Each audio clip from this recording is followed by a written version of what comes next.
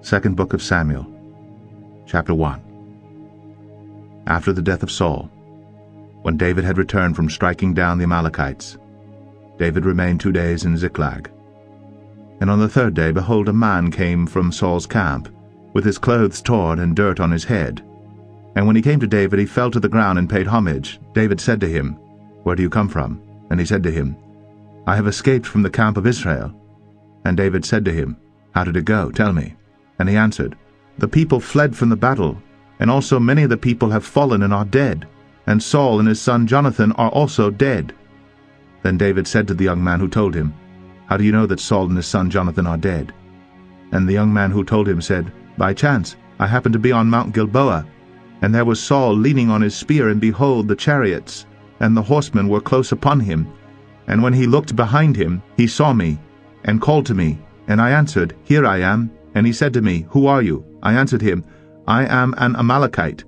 And he said to me, Stand beside me and kill me, for anguish has seized me, and yet my life still lingers. So I stood beside him and killed him, because I was sure that he could not live after he had fallen. And I took the crown that was on his head, and the armlet that was on his arm, and I have brought them here to my lord. Then David took hold of his clothes, and tore them. And so did all the men who were with him. And they mourned and wept and fasted until evening for Saul, and for Jonathan his son, and for the people of the Lord, and for the house of Israel, because they had fallen by the sword. And David said to the young man who told him, Where do you come from? And he answered, I am the son of a sojourner, an Amalekite. David said to him, How is it you were not afraid to put out your hand to destroy the Lord's anointed? Then David called one of the young men and said, Go, execute him. And he struck him down, so that he died. And David said to him, Your blood be on your head, for your own mouth has testified against you, saying, I have killed the Lord's anointed. And David lamented with his lamentation over Saul and Jonathan his son, and he said it should be taught to the people of Judah, Behold, it is written in the book of Jashar, he said, Your glory, O Israel, is slain on your high places. How the mighty have fallen! Tell it not in Gath, publish it not in the streets of Ashkelon, lest the daughters of the Philistines rejoice, lest the daughters of the uncircumcised exult. You mountains of Gilboa, let there be no dew or rain upon you, nor fields of offerings. For there the shield of the mighty was defiled, the shield of Saul, not anointed with oil. From the blood of the slain, from the fat of the mighty, the bow of Jonathan turned not back, and the sword of Saul returned not empty. Saul and Jonathan, beloved and lovely, in life and in death, they were not divided. They were swifter than eagles. They were stronger than lions. You daughters of Israel, weep over Saul, who clothed you luxuriously in scarlet, who put ornaments of gold on your apparel. How the mighty have fallen in the midst of the battle. Jonathan lies slain on your high places. I am distressed for you, my brother Jonathan. Very pleasant have you been to me. Your love to me was extraordinary, surpassing the love of women. How the mighty have fallen, and the weapons of war perished. 2 Samuel 2. After this, David inquired of the Lord, Shall I go up into any of the cities of Judah? And the Lord said to him, Go up. David said, To which shall I go up? And he said, To Hebron. So David went up there, and his 2 wives also, Ahinoam of Jezreel, and Abigail the widow of Nabal of Carmel. And David brought up his men who were with him, every one with his household, and they lived in the towns of Hebron. And the men of Judah came, and there they anointed David king over the house of Judah. When they told David, it was the men of Jabesh-Gilead who buried Saul. David sent messengers to the men of Jabesh-Gilead, and said to them, May you be blessed by the Lord, because you showed this loyalty to Saul your lord, and buried him. Now may the Lord show steadfast love and faithfulness to you, and I will do good to you because you have done this thing. Now therefore let your hands be strong, and be valiant. For Saul your lord is dead, and the house of Judah has anointed me king over them." But Abner the son of Ner, commander of Saul's army, took Ishbosheth the son of Saul, and brought him over to Mahanaim. And he made him king over Gilead, and the Asherites, and Jezreel, and Ephraim, and Benjamin, and all Israel. Ishbosheth, Saul's son, was 40 years old when he began to reign over Israel, and he reigned 2 years. But the house of Judah followed David. And the time that David was king in Hebron over the house of Judah was 7 years and 6 months. Abner the son of Ner, and the servants of Ishbosheth the son of Saul, went out from Mahanaim to Gibeon. And Joab the son of Zeruiah and the servants of David went out and met them at the pool of Gibeon, and they sat down, the one on the one side of the pool, and the other on the other side of the pool. And Abner said to Joab, "Let the young men arise and compete before us." And Joab said, "Let them arise." Then they arose, and passed over by number 12 from Benjamin, and Ishbosheth the son of Saul, and 12 of the servants of David. And each caught his opponent by the head, and thrust his sword in his opponent's side, so they fell down together. Therefore that place was called Helkath Hazurim, which is at Gibeon. And the battle was very fierce that day, and Abner and the men of Israel were beaten before the servants of David. And the 3 sons of Zeruiah were there, Joab, Abishai, and Asahel. Now Asahel was as swift of foot as a wild gazelle. And Asahel pursued Abner, and as he went, he turned neither to the right hand nor to the left from following Abner. Then Abner looked behind him and said, "Is it you, Asahel?" And he answered, "It is I." Abner said to him, "Turn aside to your right hand or to your left, and seize one of the young men and take his spoil."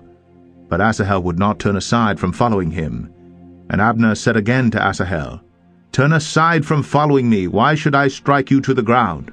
How then could I lift up my face to your brother Joab?" But he refused to turn aside. Therefore Abner struck him in the stomach with the butt of his spear, so that the spear came out at his back. And he fell there and died where he was. And all who came to the place where Asahel had fallen and died stood still. But Joab and Abishai pursued Abner. And as the sun was going down, they came to the hill of Ammah, which lies before Giah on the way to the wilderness of Gibeon. And the people of Benjamin gathered themselves together behind Abner and became one group and took their stand on the top of a hill. Then Abner called to Joab, "Shall the sword devour forever? Do you not know that the end will be bitter? How long will it be before you tell your people to turn from the pursuit of their brothers?" And Joab said, "As God lives, if you had not spoken, surely the men would not have given up the pursuit of their brothers until the morning." So Joab blew the trumpet, and all the men stopped, and pursued Israel no more, nor did they fight any more. And Abner and his men went all that night through the Arabah. They crossed the Jordan, and marching the whole morning, they came to Mahanaim. Joab returned from the pursuit of Abner, and when he had gathered all the people together, there were missing from David's servants 19 men besides Asahel. But the servants of David had struck down of Benjamin 360 of Abner's men. And they took up Asahel and buried him in the tomb of his father, which was at Bethlehem. And Joab and his men marched all night, and the day broke upon them at Hebron. 2 Samuel 3.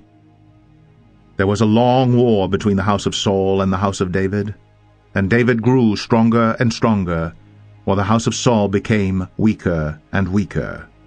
And sons were born to David at Hebron.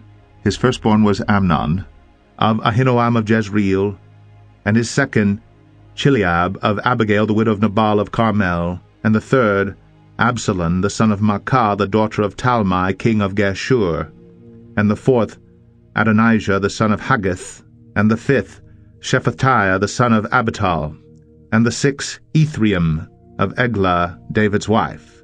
These were born to David in Hebron.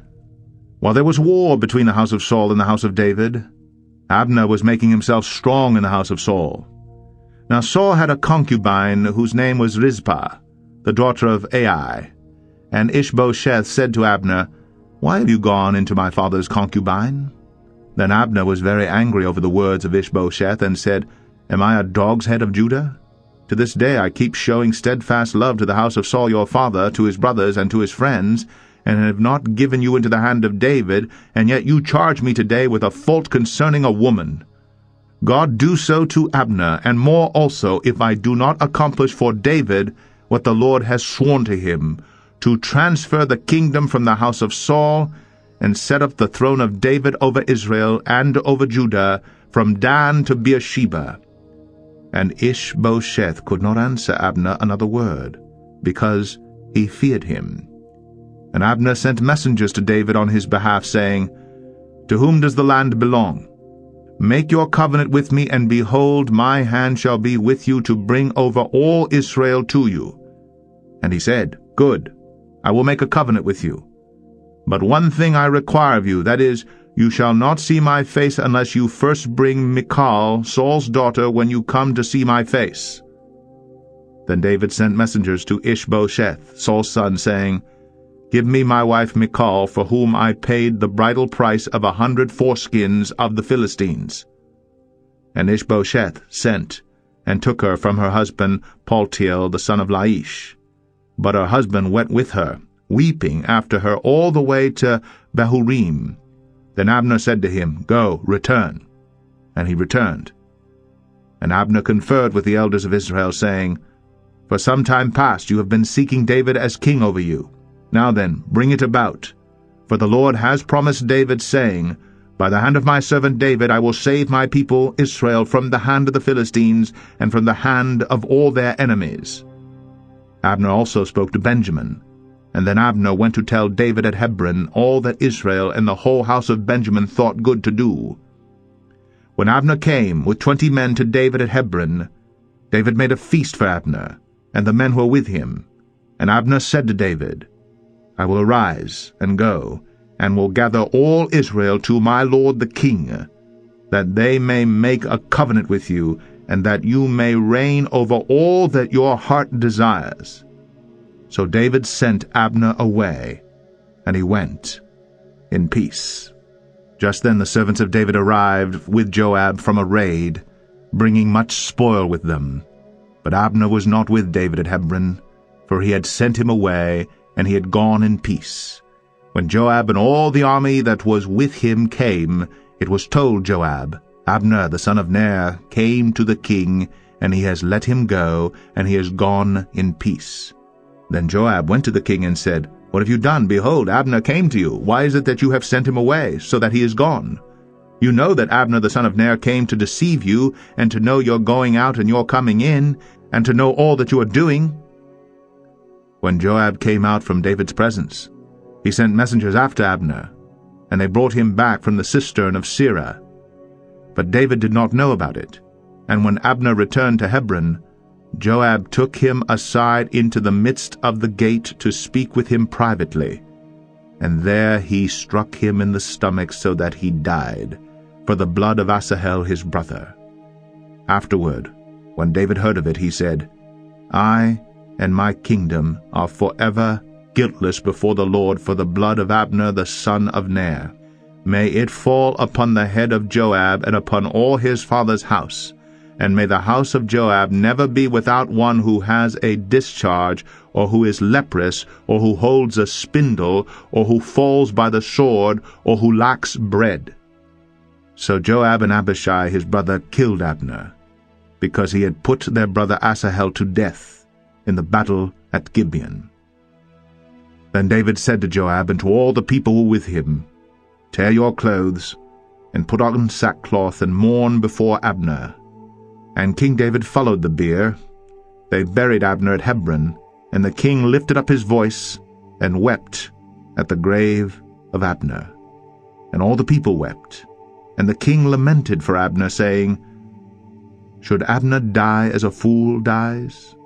Your hands were not bound, your feet were not fettered. As one falls before the wicked, you have fallen. And all the people wept again over him. Then all the people came to persuade David to eat bread while it was yet day. But David swore, saying, God do so to me, and more also, if I taste bread or anything else till the sun goes down.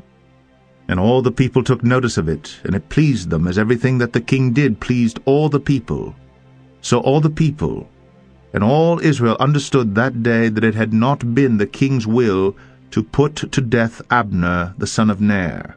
And the king said to his servants, Do you not know that a prince and a great man has fallen this day in Israel? And I was gentle today, though anointed king. These men, the sons of Zeruiah, are more severe than I. The Lord repay the evildoer according to his wickedness. 2 Samuel 4. When Ishbosheth, Saul's son, heard that Abner had died at Hebron, his courage failed, and all Israel was dismayed. Now Saul's son had 2 men who were captains of raiding bands. The name of the one was Baanah, and the name of the other Rechab, sons of Rimmon, a man of Benjamin from Beeroth.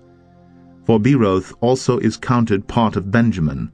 The Beerothites fled to Gittaim and have been sojourners there to this day. Jonathan, the son of Saul, had a son who was crippled in his feet. He was 5 years old when the news about Saul and Jonathan came from Jezreel, and his nurse took him up and fled. And as she fled in her haste, he fell and became lame, and his name was Mephibosheth. Now the sons of Rimmon, the Beerothite, Rechab and Baanah, set out, and about the heat of the day they came to the house of Ishbosheth, as he was taking his noonday rest. And they came into the midst of the house as if to get wheat, and they stabbed him in the stomach. Then Rechab and Baanah his brother escaped. When they came into the house, as he lay on his bed in his bedroom, they struck him, and put him to death, and beheaded him. They took his head, and went by the way of the Arabah all night, and brought the head of Ishbosheth to David at Hebron. And they said to the king, Here is the head of Ishbosheth the son of Saul your enemy, who sought your life. The Lord has avenged my lord the king this day on Saul and on his offspring. But David answered Rechab and Baanah his brother, the sons of Rimmon the Beerothite, As the Lord lives, who has redeemed my life out of every adversity, when one told me, Behold, Saul is dead, and thought he was bringing good news, I seized him and killed him at Ziklag, which was the reward I gave him for his news.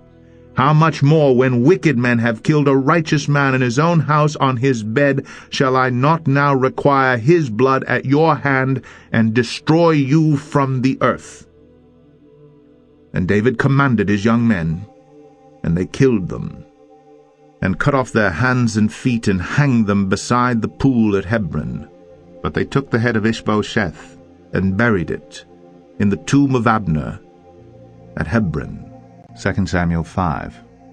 Then all the tribes of Israel came to David at Hebron and said, Behold, we are your bone and flesh. In times past, when Saul was king over us, it was you who led out and brought in Israel. And the Lord said to you, You shall be shepherd of my people Israel, and you shall be prince over Israel. So all the elders of Israel came to the king at Hebron, and King David made a covenant with them at Hebron before the Lord, and they anointed David king over Israel. David was 30 years old when he began to reign, and he reigned 40 years. At Hebron he reigned over Judah 7 years and 6 months, and at Jerusalem he reigned over all Israel and Judah 33 years.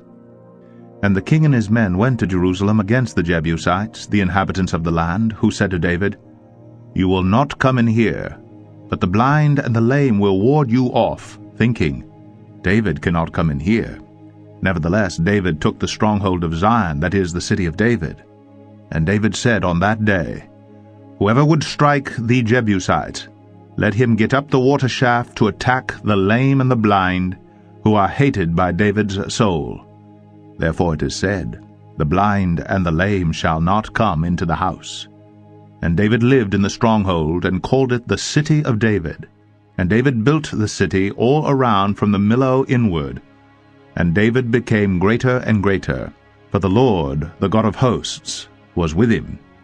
And Hiram, king of Tyre, sent messengers to David, and cedar trees, also carpenters and masons who built David a house. And David knew that the Lord had established him king over Israel, and that he had exalted his kingdom for the sake of his people Israel. And David took more concubines and wives from Jerusalem, after he came from Hebron, and more sons and daughters were born to David. And these are the names of those who were born to him in Jerusalem: Shammua, Shobab, Nathan, Solomon, Ibhar, Elishua, Nepheg, Japhia, Elishama, Eliada, and Eliphalet. When the Philistines heard that David had been anointed king over Israel, all the Philistines went up to search for David. But David heard of it, and went down to the stronghold. Now the Philistines had come and spread out in the valley of Rephaim. And David inquired of the Lord, "Shall I go up against the Philistines? Will you give them into my hand?" And the Lord said to David, "Go up, for I will certainly give the Philistines into your hand." And David came to Baal-perazim, and David defeated them there. And he said, "The Lord has burst through my enemies before me like a bursting flood." Therefore the name of that place is called Baal-perazim. And the Philistines left their idols there, and David and his men carried them away. And the Philistines came up yet again, and spread out in the valley of Rephaim. And when David inquired of the Lord, he said, "You shall not go up. Go around to their rear, and come up against them opposite the balsam trees. And when you hear the sound of marching in the tops of the balsam trees, then rouse yourself, for then the Lord has gone out before you to strike down the army of the Philistines." And David did as the Lord commanded him, and struck down the Philistines from Geba to Gezer. 2 Samuel 6. David again gathered all the chosen men of Israel, 30,000. David arose and went with all the people who were with him from Baale-Judah, to bring up from there the ark of God, which is called by the name of the Lord of hosts, who sits enthroned on the cherubim. And they carried back the ark of God on a new cart, and brought it out of the house of Aminadab, which was on the hill. And Uzzah and Ahio, the sons of Aminadab, were driving the new cart with the ark of God, and Ahio went before the ark. And David and all the house of Israel were making merry before the Lord, with songs and lyres and harps and tambourines and castanets and cymbals. And when they came to the threshing floor of Nacon, Uzzah put out his hand to the ark of God, and took hold of it, for the oxen stumbled. And the anger of the Lord was kindled against Uzzah, and God struck him down there because of his error, and he died there beside the ark of God. And David was angry because the Lord had burst forth against Uzzah, and that place is called Perez Uzzah to this day. And David was afraid of the Lord that day, and he said, "How can the ark of the Lord come to me?" So David was not willing to take the ark of the Lord into the city of David, but David took it aside to the house of Obed-Edom the Gittite. And the ark of the Lord remained in the house of Obed-Edom the Gittite 3 months, and the Lord blessed Obed-Edom and all his household. And it was told King David, "The Lord has blessed the household of Obed-Edom and all that belongs to him because of the ark of God." So David went and brought up the ark of God from the house of Obed-Edom to the city of David with rejoicing. And when those who bore the ark of the Lord had gone 6 steps, he sacrificed an ox and a fattened animal. And David danced before the Lord with all his might. And David was wearing a linen ephod. So David and all the house of Israel brought up the ark of the Lord with shouting and with the sound of the horn. As the ark of the Lord came into the city of David, Michal, the daughter of Saul, looked out of the window and saw King David leaping and dancing before the Lord. And she despised him in her heart. And they brought in the ark of the Lord and set it in its place, inside the tent that David had pitched for it. And David offered burnt offerings and peace offerings before the Lord. And when David had finished offering the burnt offerings and the peace offerings, he blessed the people in the name of the Lord of hosts, and distributed among all the people, the whole multitude of Israel, both men and women, a cake of bread, a portion of meat, and a cake of raisins to each one. Then all the people departed, each to his house. And David returned to bless his household.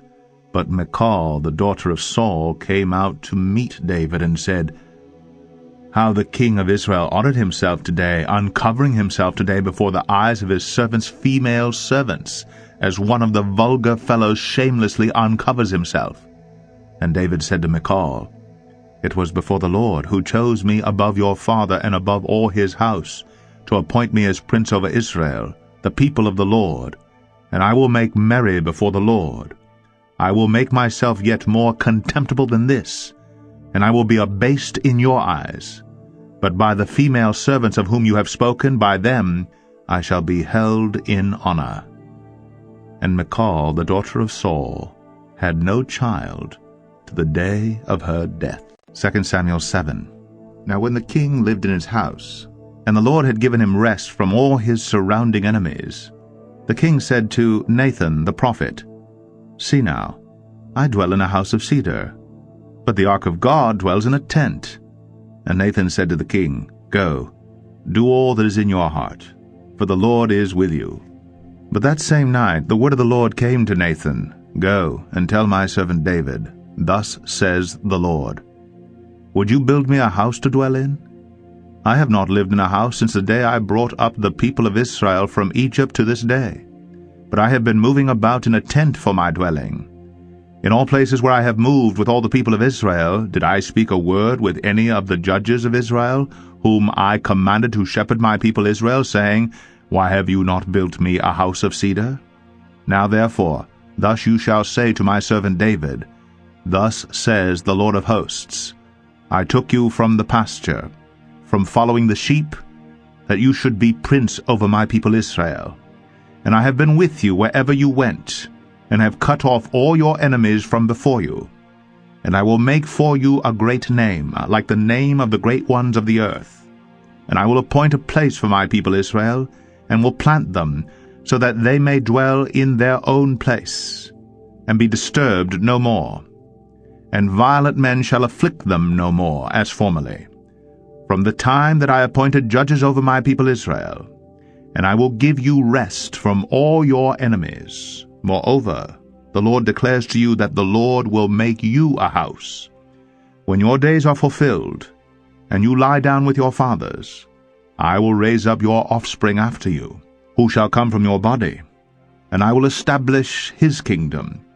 He shall build a house for my name, and I will establish the throne of his kingdom forever. I will be to him a father, and he shall be to me a son. When he commits iniquity, I will discipline him with the rod of men, with the stripes of the sons of men. But my steadfast love will not depart from him, as I took it from Saul, whom I put away from before you. And your house and your kingdom shall be made sure forever before me. Your throne shall be established forever. In accordance with all these words, and in accordance with all this vision, Nathan spoke to David. Then King David went in and sat before the Lord, and said, Who am I, O Lord God? And what is my house that you have brought me thus far? And yet this was a small thing in your eyes, O Lord God. You have spoken also of your servant's house for a great while to come, and this is instruction for mankind, O Lord God. And what more can David say to you? For you know your servant, O Lord God. Because of your promise, and according to your own heart, you have brought about all this greatness, to make your servant know it. Therefore you are great, O Lord God, for there is none like you, and there is no God beside you, according to all that we have heard with our ears. And who is like your people Israel, the one nation on earth whom God went to redeem to be his people, making himself a name and doing for them great and awesome things by driving out before your people, whom you redeemed for yourself from Egypt, a nation and its gods. And you established for yourself your people Israel to be your people forever. And you, O Lord, became their God. And now, O Lord God, confirm forever the word that you have spoken concerning your servant, and concerning his house. And do as you have spoken, and your name will be magnified forever, saying, The Lord of hosts is God over Israel. And the house of your servant David will be established before you.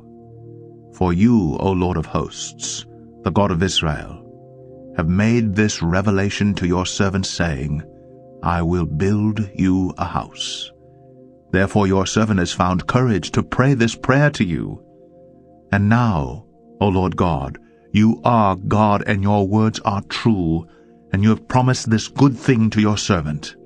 Now therefore, may it please you to bless the house of your servant, so that it may continue forever before you.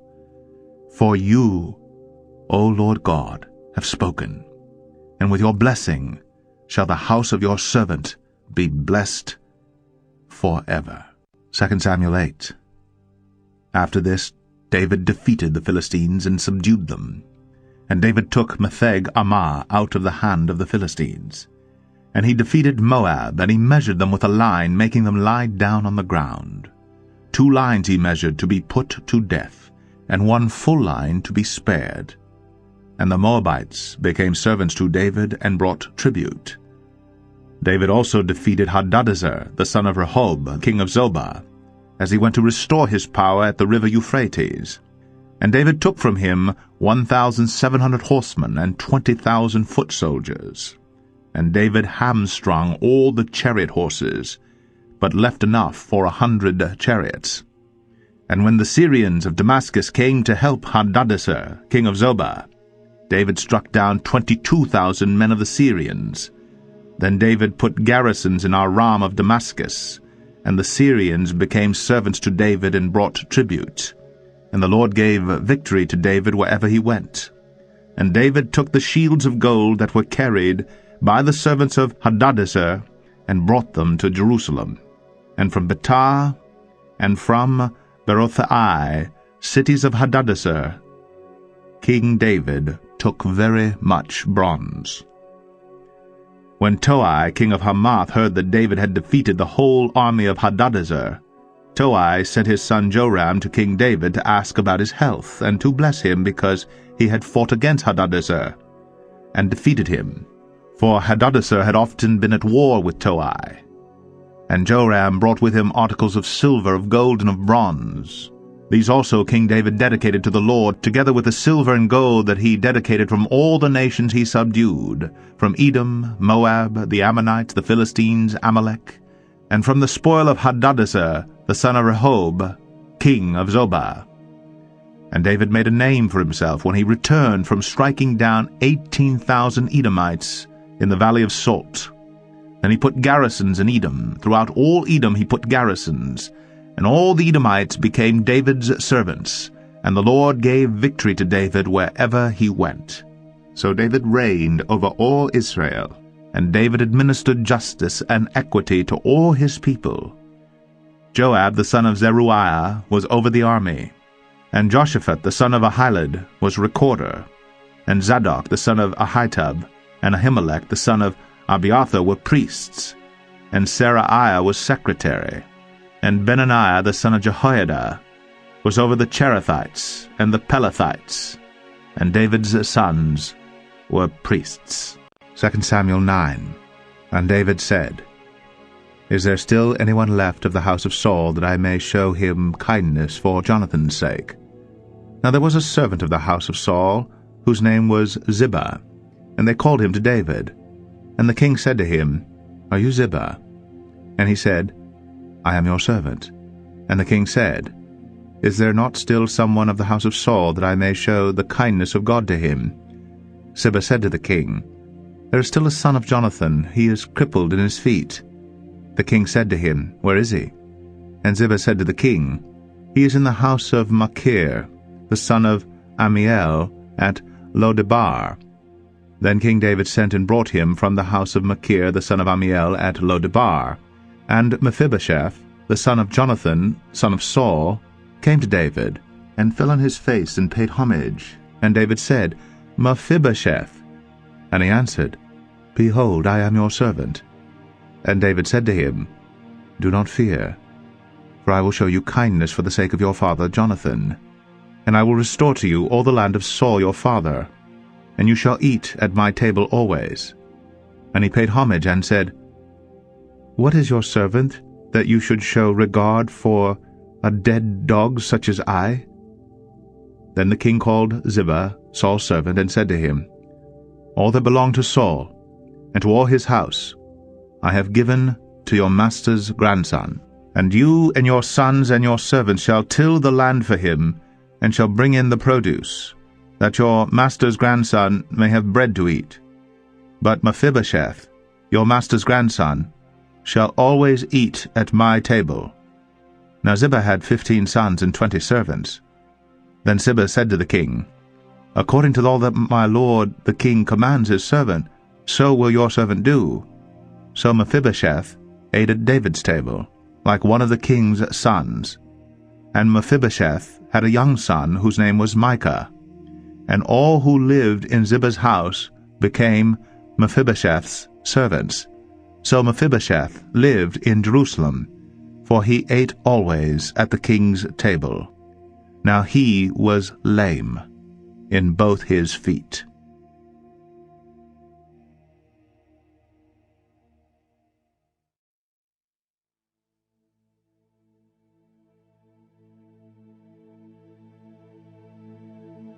Second Samuel 10. After this the king of the Ammonites died, and Hanun his son reigned in his place.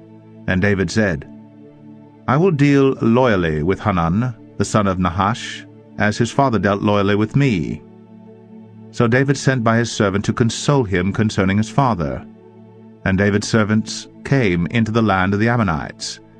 But the princes of the Ammonites said to Hanun their lord, "Do you think because David has sent comforters to you, that he is honoring your father? Has not David sent his servants to you to search the city, and to spy it out, and to overthrow it?"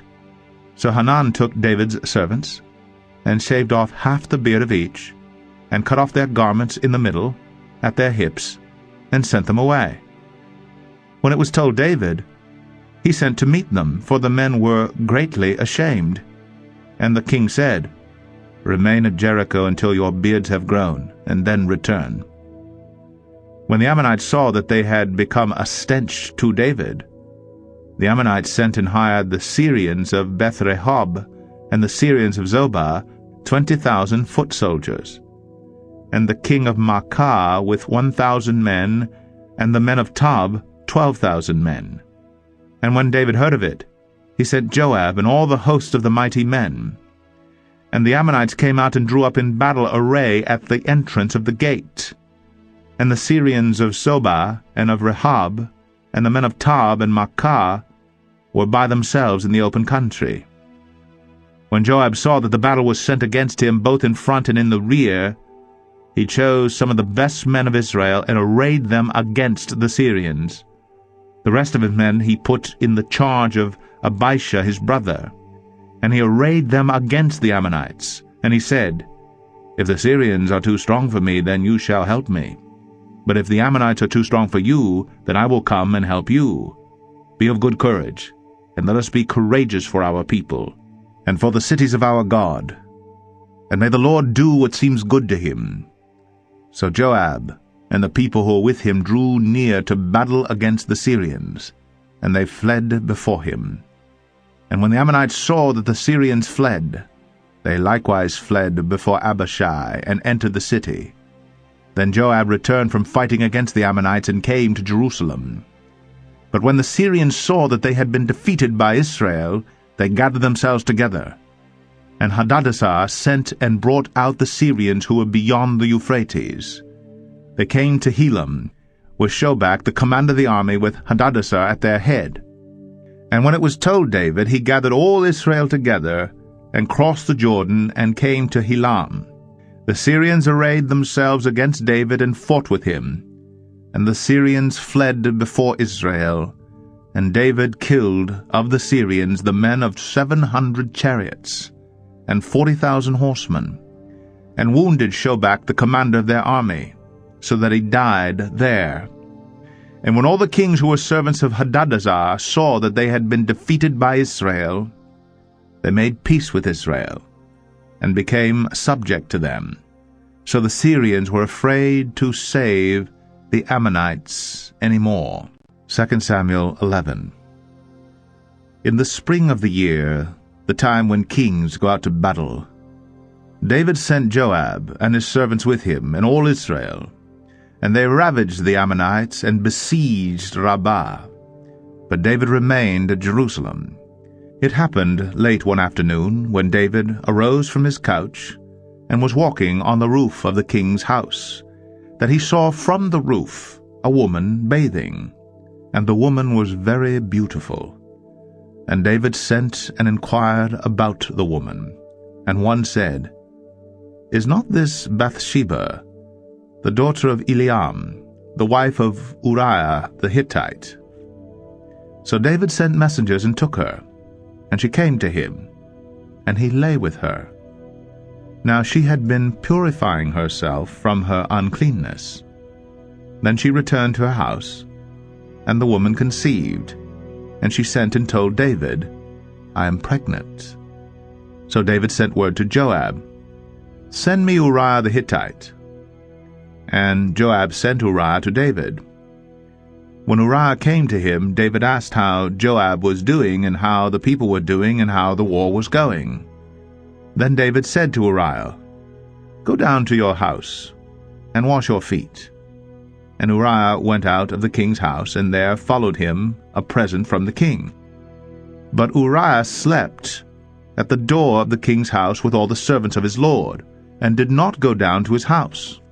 When they told David, Uriah did not go down to his house. David said to Uriah, "Have you not come from a journey? Why did you not go down to your house?"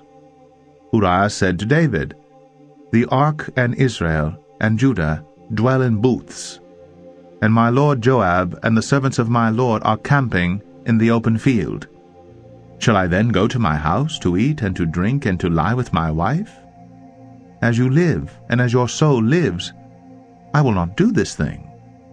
Then David said to Uriah, "Remain here today also, and tomorrow I will send you back." So Uriah remained in Jerusalem that day and the next. And David invited him, and he ate in his presence and drank, so that he made him drunk. And in the evening he went out to lie on his couch with the servants of his lord, but he did not go down to his house. In the morning David wrote a letter to Joab and sent it by the hand of Uriah. In the letter he wrote, "Set Uriah in the forefront of the hardest fighting, then draw back from him, that he may be struck down and die." And as Joab was besieging the city, he assigned Uriah to the place where he knew there were valiant men. And the men of the city came out and fought with Joab, and some of the servants of David among the people fell. Uriah the Hittite also died. Then Joab sent and told David all the news about the fighting. And he instructed the messenger, "When you have finished telling all the news about the fighting to the king, then, if the king's anger rises, and if he says to you, 'Why did you go so near the city to fight? Did you not know that they would shoot from the wall? Who killed Abimelech the son of Jerubbesheth? Did not a woman cast an upper millstone on him from the wall, so that he died at Thebez? Why did you go so near the wall?' Then you shall say, 'Your servant Uriah the Hittite is dead also.'" So the messenger went and came and told David all that Joab had sent him to tell. The messenger said to David, "The men gained an advantage over us, and came out against us in the field, but we drove them back to the entrance of the gate. Then the archers shot at your servants from the wall. Some of the king's servants are dead, and your servant Uriah the Hittite is dead also." David said to the messenger, "Thus shall you say to Joab, 'Do not let this matter trouble you, for the sword devours now one and now another. Strengthen your attack against the city, and overthrow it, and encourage him.'" When the wife of Uriah heard that Uriah her husband was dead, she lamented over her husband. And when the mourning was over, David sent and brought her to his house, and she became his wife, and bore him a son. But the thing that David had done displeased the Lord. 2 Samuel 12. And the Lord sent Nathan to David. He came to him and said to him, "There were 2 men in a certain city. the one rich and the other poor.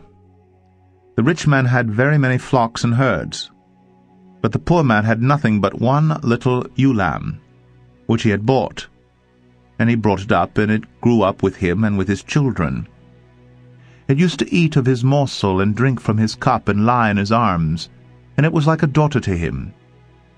Now there came a traveler to the rich man, and he was unwilling to take one of his own flock or herd to prepare for the guests who had come to him. But he took the poor man's lamb, and prepared it for the man who had come to him. Then David's anger was greatly kindled against the man, and he said to Nathan, "As the Lord lives, the man who has done this deserves to die, and he shall restore the lamb fourfold because he did this thing, and because he had no pity." Nathan said to David, "You are the man. Thus says the Lord, the God of Israel, I anointed you king over Israel, and I delivered you out of the hand of Saul. And I gave you your master's house, and your master's wives into your arms, and gave you the house of Israel and of Judah. And if this were too little, I would add to you as much more. Why have you despised the word of the Lord to do what is evil in his sight? You have struck down Uriah the Hittite with the sword, and have taken his wife to be your wife, and have killed him with the sword of the Ammonites.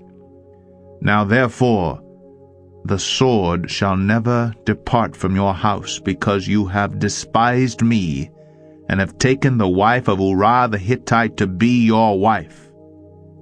Thus says the Lord, Behold, I will raise up evil against you out of your own house, and I will take your wives before your eyes, and give them to your neighbor. And he shall lie with your wives in the sight of this sun. For you did it secretly. But I will do this thing before all Israel, and before the sun." David said to Nathan, "I have sinned against the Lord." And Nathan said to David, "The Lord also has put away your sin. You shall not die. Nevertheless, because by this deed you have utterly scorned the Lord, the child who is born to you shall die." Then Nathan went to his house. And the Lord afflicted the child that Uriah's wife bore to David, and he became sick. David therefore sought God on behalf of the child, and David fasted and went in and lay all night on the ground. And the elders of his house stood beside him to raise him from the ground, but he would not, nor did he eat food with them. On the 7th day the child died. And the servants of David were afraid to tell him that the child was dead. For they said, "Behold, while the child was yet alive, we spoke to him, and he did not listen to us. How then can we say to him, The child is dead? He may do himself some harm." But when David saw that his servants were whispering together, David understood that the child was dead. And David said to his servants, "Is the child dead?" They said, "He is dead." Then David arose from the earth, and washed, and anointed himself, and changed his clothes. And he went into the house of the Lord, and worshipped. He then went to his own house, and when he asked, they set food before him, and he ate. Then his servants said to him, "What is this thing that you have done? You fasted and wept for the child while he was alive, but when the child died, you arose and ate food." He said, "While the child was still alive, I fasted and wept, for I said, Who knows whether the Lord will be gracious to me, that the child may live? But now he is dead. Why should I fast? Can I bring him back again? I shall go to him, but he will not return to me." Then David comforted his wife Bathsheba, and went into her and lay with her, and she bore a son, and he called his name Solomon. And the Lord loved him, and sent a message by Nathan the prophet. So he called his name Jedediah, because of the Lord. Now Joab fought against Rabbah of the Ammonites, and took the royal city. And Joab sent messengers to David, and said, I have fought against Rabbah, moreover I have taken the city of waters. Now then, gather the rest of the people together, and encamp against the city, and take it, lest I take the city, and it be called by my name. So David gathered all the people together, and went to Rabbah, and fought against it, and took it. And he took the crown of their king from his head.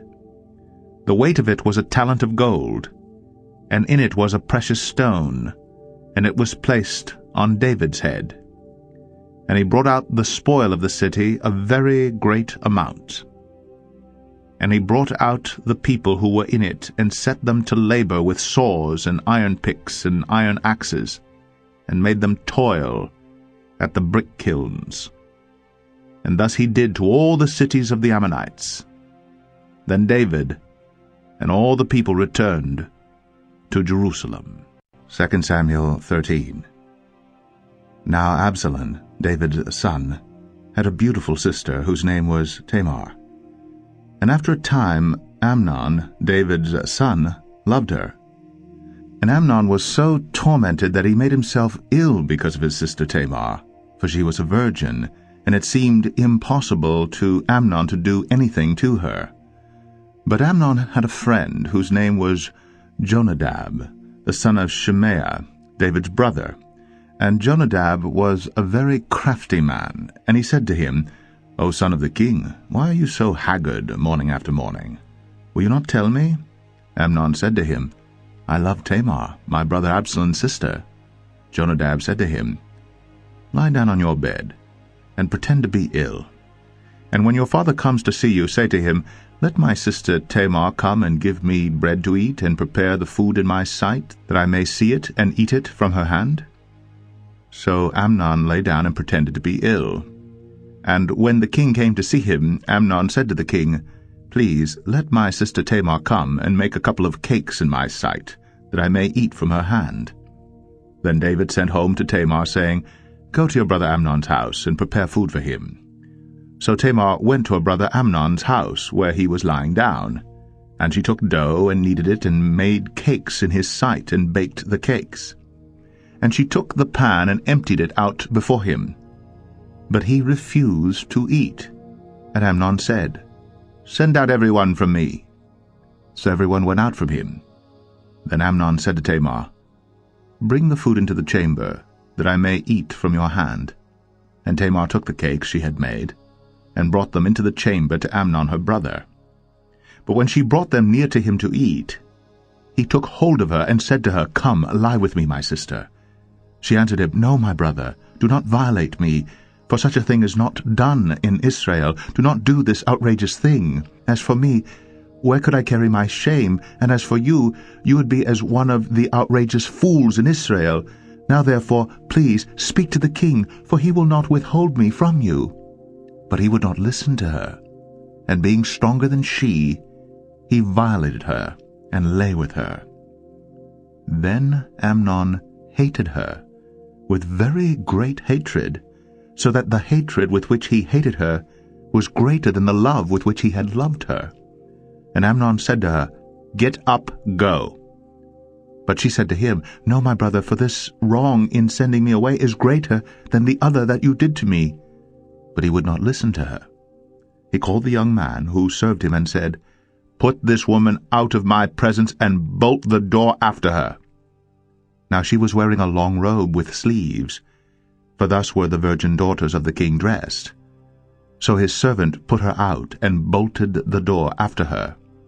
And Tamar put ashes on her head, and tore her long robe that she wore. And she laid her hand on her head, and went away, crying aloud as she went. And her brother Absalom said to her, Has Amnon, your brother, been with you? Now hold your peace, my sister. He is your brother. Do not take this to heart. So Tamar lived, a desolate woman, in her brother Absalom's house. When King David heard of all these things, he was very angry. But Absalom spoke to Amnon neither good nor bad, for Absalom hated Amnon, because he had violated his sister Tamar. After 2 full years, Absalom had sheep shearers at Baal-Hazor, which is near Ephraim, and Absalom invited all the king's sons. And Absalom came to the king and said, Behold, your servant has sheep shearers. Please let the king and his servants go with your servant. But the king said to Absalom, No, my son, let us not all go, lest we be burdensome to you. He pressed him, but he would not go, but gave him his blessing. Then Absalom said, If not, please let my brother Amnon go with us. And the king said to him, Why should he go with you? But Absalom pressed him until he let Amnon and all the king's sons go with him. Then Absalom commanded his servants, Mark when Amnon's heart is merry with wine. And when I say to you, Strike Amnon, then kill him. Do not fear. Have I not commanded you? Be courageous and be valiant. So the servants of Absalom did to Amnon as Absalom had commanded. Then all the king's sons arose, and each mounted his mule and fled. While they were on the way, news came to David. Absalom has struck down all the king's sons, and not one of them is left. Then the king arose and tore his garments and lay on the earth. And all his servants who were standing by tore their garments. But Jonadab the son of Shemaiah, David's brother, said, Let not my lord suppose that they have killed all the young men, the king's sons. For Amnon alone is dead. For by the command of Absalom this has been determined from the day he violated his sister Tamar. Now therefore let not my lord the king so take it to heart as to suppose that all the king's sons are dead, for Amnon alone is dead. But Absalom fled, and the young man who kept the watch lifted up his eyes and looked, and behold, many people were coming from the road behind him by the side of the mountain. And Jonadab said to the king, Behold, the king's sons have come, as your servant said. So it has come about.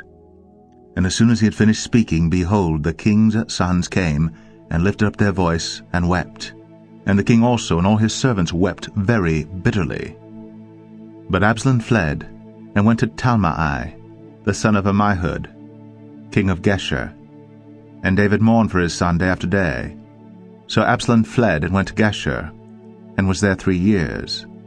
And the spirit of the king longed to go out to Absalom, because he was comforted about Amnon, since he was dead. 2 Samuel 14. Now Joab, the son of Zeruiah, knew that the king's heart went out to Absalom. And Joab sent to Tekoa, and brought from there a wise woman, and said to her, Pretend to be a mourner, and put on mourning garments.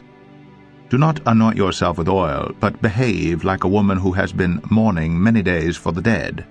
Go to the king, and speak thus to him. So Joab put the words in her mouth. When the woman of Tekoa came to the king, she fell on her face to the ground, and paid homage, and said, Save me, O king. And the king said to her, What is your trouble? She answered, Alas, I am a widow. My husband is dead, and your servant had 2 sons, and they quarreled with one another in the field. There was no one to separate them, and one struck the other and killed him. And now the whole clan has risen against your servant, and they say, Give up the man who struck his brother, that we may put him to death for the life of his brother whom he killed. And so they would destroy the heir also. Thus they would quench my coal that is left, and leave to my husband neither name nor remnant on the face of the earth. Then the king said to the woman, Go to your house, and I will give orders concerning you.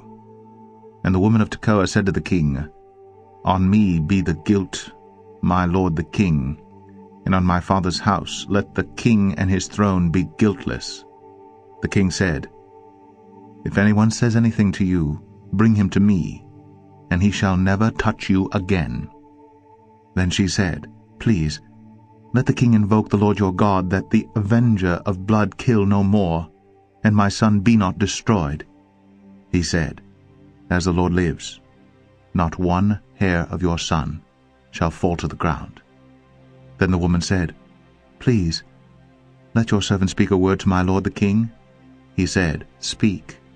And the woman said, Why then have you planned such a thing against the people of God? For in giving this decision the king convicts himself, inasmuch as the king does not bring his banished one home again. We must all die. We are all like water spilled on the ground, which cannot be gathered up again.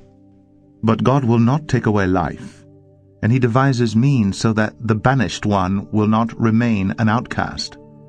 Now I have come to say this to my lord the king, because the people have made me afraid, and your servant thought, I will speak to the king. It may be that the king will perform the request of his servant. For the king will hear, and deliver his servant from the hand of the man who would destroy me and my son together from the heritage of God. And your servant thought, the word of my lord the king will set me at rest. For my lord the king is like the angel of God to discern good and evil. The Lord your God be with you. Then the king answered the woman, Do not hide from me anything I ask you. And the woman said, Let my lord the king speak. The king said, Is the hand of Joab with you in all this? The woman answered and said, As surely as you live, my lord the king, one cannot turn to the right hand or to the left from anything that my lord the king has said. It was your servant Joab who commanded me. It was he who put all these words in the mouth of your servant. In order to change the course of things, your servant Joab did this. But my lord has wisdom like the wisdom of the angel of God to know all things that are on the earth. Then the king said to Joab, Behold now, I grant this, go, bring back the young man Absalom. And Joab fell on his face to the ground and paid homage and blessed the king. And Joab said, Today your servant knows that I have found favor in your sight, my lord the king, in that the king has granted the request of his servant. So Joab arose and went to Geshur and brought Absalom to Jerusalem. And the king said, Let him dwell apart in his own house. He is not to come into my presence. So Absalom lived apart in his own house, and did not come into the king's presence. Now in all Israel there was no one so much to be praised for his handsome appearance as Absalom. From the sole of his foot to the crown of his head there was no blemish in him. And when he cut the hair of his head, for at the end of every year he used to cut it, when it was heavy on him he cut it, he weighed the hair of his head 200 shekels by the king's weight. There were born to Absalom 3 sons, and 1 daughter whose name was Tamar. She was a beautiful woman. So Absalom lived 2 full years in Jerusalem without coming into the king's presence. Then Absalom sent for Joab to send him to the king. But Joab would not come to him. And he sent a second time, but Joab would not come. Then he said to his servants, See, Joab's field is next to mine, and he has barley there. Go and set it on fire. So Absalom's servants set the field on fire. Then Joab arose and went to Absalom at his house, and said to him, Why have your servants set my field on fire? Absalom answered Joab, Behold, I sent word to you, Come here, that I may send you to the king to ask, Why have I come from Geshur? It would be better for me to be there still. Now therefore let me go into the presence of the king, and if there is guilt in me, let him put me to death. Then Joab went to the king and told him, and he summoned Absalom. So he came to the king, and bowed himself on his face to the ground before the king, and the king kissed Absalom. 2 Samuel 15.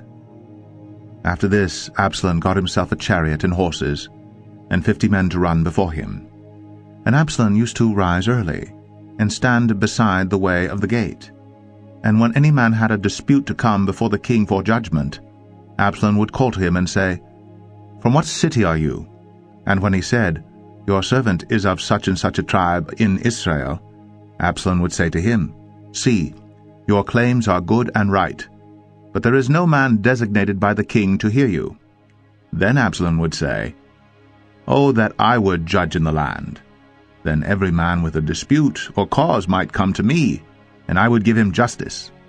And whenever a man came near to pay homage to him, he would put out his hand and take hold of him and kiss him. Thus Absalom did to all of Israel who came to the king for judgment. So Absalom stole the hearts of the men of Israel. And at the end of 4 years Absalom said to the king, Please, let me go and pay my vow, which I have vowed to the Lord in Hebron. For your servant vowed a vow while I lived at Geshur in Aram, saying, If the Lord will indeed bring me back to Jerusalem, then I will offer worship to the Lord. The king said to him, Go in peace. So he arose and went to Hebron. But Absalom sent secret messengers throughout all the tribes of Israel, saying, As soon as you hear the sound of the trumpet, then say, Absalom is king at Hebron. With Absalom went 200 men from Jerusalem who were invited guests, and they went in their innocence and knew nothing. And while Absalom was offering the sacrifices, he sent for Ahithophel the Gilonite, David's counselor, from his city Gilo. And the conspiracy grew strong, and the people with Absalom kept increasing. And a messenger came to David, saying, The hearts of the men of Israel have gone after Absalom. Then David said to all his servants who were with him at Jerusalem, Arise, and let us flee, or else there will be no escape for us from Absalom. Go quickly, lest he overtake us quickly, and bring down ruin on us, and strike the city with the edge of the sword. And the king's servant said to the king, Behold, your servants are ready to do whatever my lord the king decides. So the king went out, and all his household after him. And the king left 10 concubines to keep the house. And the king went out, and all the people after him, and they halted at the last house. And all his servants passed by him, and all the Cherethites, and all the Pelethites, and all the 600 Gittites who had followed him from Gath, passed on before the king. Then the king said to Ittai the Gittite, Why do you also go with us? Go back and stay with the king, for you are a foreigner, and also an exile from your home. You came only yesterday. And shall I today make you wander about with us, since I go I know not where? Go back, and take your brothers with you. And may the Lord show steadfast love and faithfulness to you. But Ittai answered the king, As the Lord lives, and as my lord the king lives, wherever my lord the king shall be, whether for death or for life, there also will your servant be. And David said to Ittai, Go then, pass on. So Ittai the Gittite passed on with all his men and all the little ones who were with him. And all the land wept aloud as all the people passed by. And the king crossed the brook Kidron, and all the people passed on toward the wilderness. And Abiathar came up, and behold, Zadok came also with all the Levites, bearing the ark of the covenant of God. And they set down the ark of God until the people had all passed out of the city. Then the king said to Zadok, Carry the ark of God back into the city. If I find favor in the eyes of the Lord, he will bring me back and let me see both it and his dwelling place. But if he says, I have no pleasure in you, behold, here I am, let him do to me what seems good to him. The king also said to Zadok the priest, Are you not a seer? Go back to the city in peace, with your 2 sons, Ahimaaz your son, and Jonathan the son of Abiathar. See, I will wait at the fords of the wilderness until word comes from you to inform me. So Zadok and Abiathar carried the ark of God back to Jerusalem, and they remained there. But David went up the ascent of the Mount of Olives, weeping as he went, barefoot, and with his head covered. And all the people who were with him covered their heads, and they went up weeping as they went. And it was told David, Ahithophel is among the conspirators with Absalom. And David said, O Lord, please turn the counsel of Ahithophel into foolishness. While David was coming to the summit, where God was worshipped, behold, Hushai the Archite came to meet him with his coat torn and dirt on his head. David said to him, If you go on with me, you will be a burden to me. But if you return to the city and say to Absalom, I will be your servant, O king, as I have been your father's servant in time past, so now I will be your servant. Then you will defeat for me the counsel of Ahithophel. Are not Zadok and Abiathar the priests with you there? So whatever you hear from the king's house, Tell it to Zadok and Abiathar the priests. Behold, their 2 sons are with them there, Ahimaaz, Zadok's son, and Jonathan, Abiathar's son. And by them you shall send to me everything you hear. So Hushai, David's friend, came into the city, just as Absalom was entering Jerusalem. 2 Samuel 16. When David had passed a little beyond the summit, Ziba, the servant of Mephibosheth, met him with a couple of donkeys saddled, bearing 200 loaves of bread, 100 bunches of raisins, 100 of summer fruits, and a skin of wine. And the king said to Ziba, Why have you brought these? Ziba answered, The donkeys are for the king's household to ride on, the bread and summer fruit for the young men to eat, and the wine for those who faint in the wilderness to drink. And the king said, And where is your master's son? Ziba said to the king, Behold, he remains in Jerusalem, for he said, Today the house of Israel will give me back the kingdom of my father. Then the king said to Ziba, Behold, all that belonged to Mephibosheth is now yours. And Ziba said, I pay homage. Let me ever find favor in your sight, my lord the king. When King David came to Bahurim, there came out a man of the family of the house of Saul, whose name was Shimei, the son of Gera. And as he came, he cursed continually. And he threw stones at David and at all the servants of King David. And all the people and all the mighty men were on his right hand and on his left. And Shimei said as he cursed, Get out, you man of blood, you worthless man. The Lord has avenged on you all the blood of the house of Saul, in whose place you have reigned, and the Lord has given the kingdom into the hand of your son Absalom. See, your evil is on you, for you are a man of blood. Then Abishai, the son of Zeruiah, said to the king, Why should this dead dog curse my lord the king? Let me go over and take off his head. But the king said, What have I to do with you, you sons of Zeruiah? If he is cursing because the Lord has said to him, Curse David, who then shall say, Why have you done so? And David said to Abishai and to all his servants, Behold, my own son seeks my life. How much more now may this Benjamite? Leave him alone, and let him curse. For the Lord has told him to.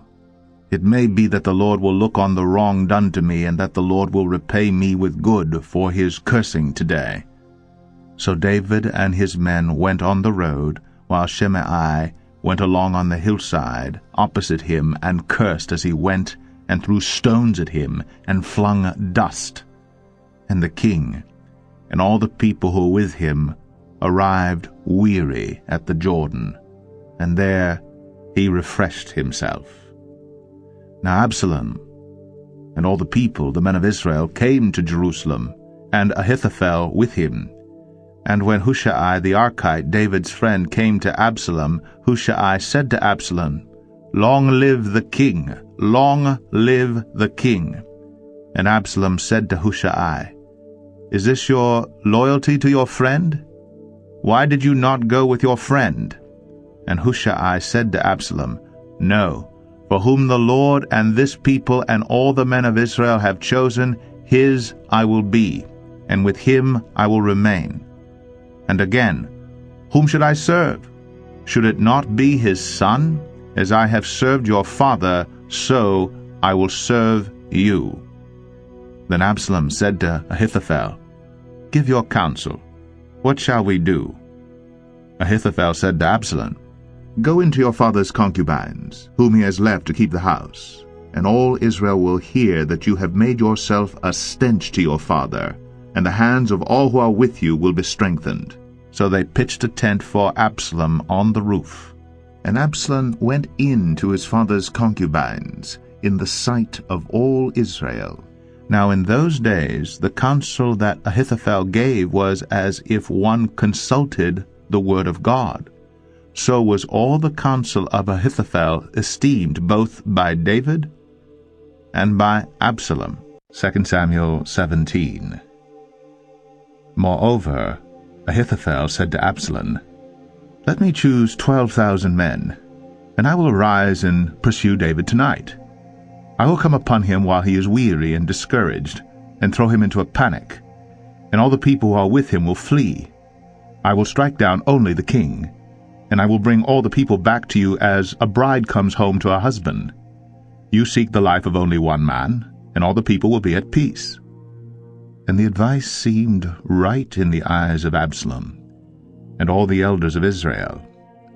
Then Absalom said, "Call Hushai the Archite also, and let us hear what he has to say." And when Hushai came to Absalom, Absalom said to him, "Thus has Ahithophel spoken. Shall we do as he says? If not, you speak." Then Hushai said to Absalom, "This time the counsel that Ahithophel has given is not good." Hushai said, "You know that your father and his men are mighty men, and that they are enraged, like a bear robbed of her cubs in the field. Besides, your father is expert in war. He will not spend the night with the people. Behold, even now he has hidden himself in one of the pits or in some other place. And as soon as some of the people fall at the first attack, whoever hears it will say, 'There has been a slaughter among the people who follow Absalom.' Then even the valiant man whose heart is like the heart of a lion will utterly melt with fear. For all Israel knows that your father is a mighty man, and that those who are with him are valiant men. But my counsel is that all Israel be gathered to you from Dan to Beersheba, as the sand by the sea for multitude, and that you go to battle in person. So we shall come upon him in some place where he is to be found, and we shall light upon him as the dew falls on the ground, and of him and all the men with him not one will be left. If he withdraws into a city, then all Israel will bring ropes to that city, and we shall drag it into the valley, until not even a pebble is to be found there." And Absalom and all the men of Israel said, "The counsel of Hushai the Archite is better than the counsel of Ahithophel." For the Lord had ordained to defeat the good counsel of Ahithophel, so that the Lord might bring harm upon Absalom. Then Hushai said to Zadok and Abiathar the priest, "Thus and so did Ahithophel counsel Absalom and the elders of Israel, and thus and so have I counseled.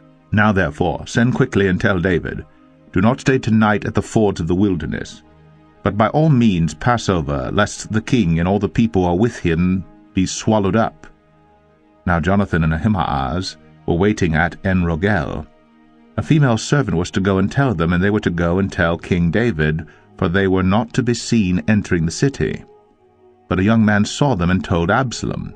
So both of them went away quickly and came to the house of a man at Bahurim, who had a well in his courtyard.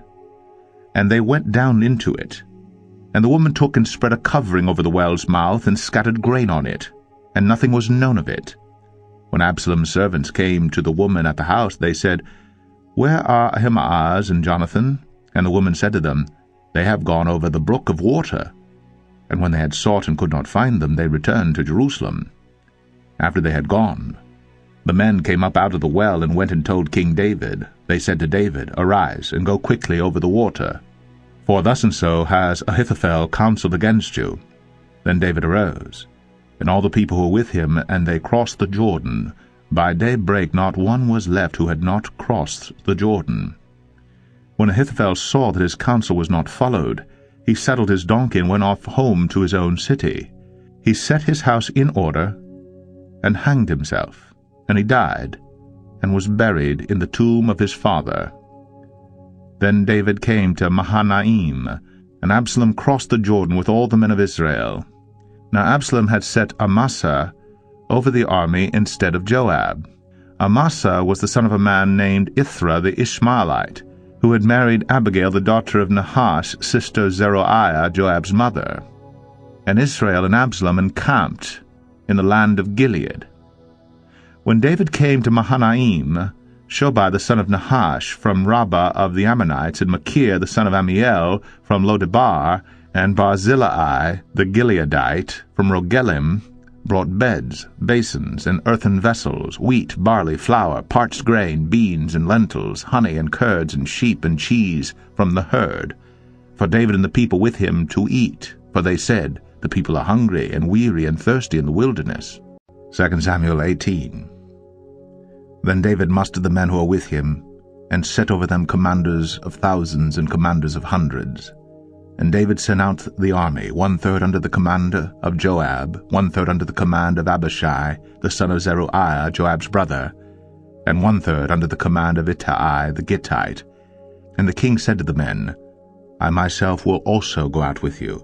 But the men said, You shall not go out, for if we flee, they will not care about us.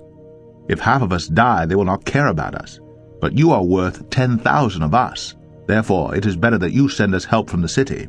The king said to them, Whatever seems best to you I will do. So the king stood at the side of the gate, while all the army marched out by hundreds and by thousands. And the king ordered Joab and Abishai and Ittai, Deal gently for my sake with the young man Absalom. And all the people heard when the king gave orders to all the commanders about Absalom.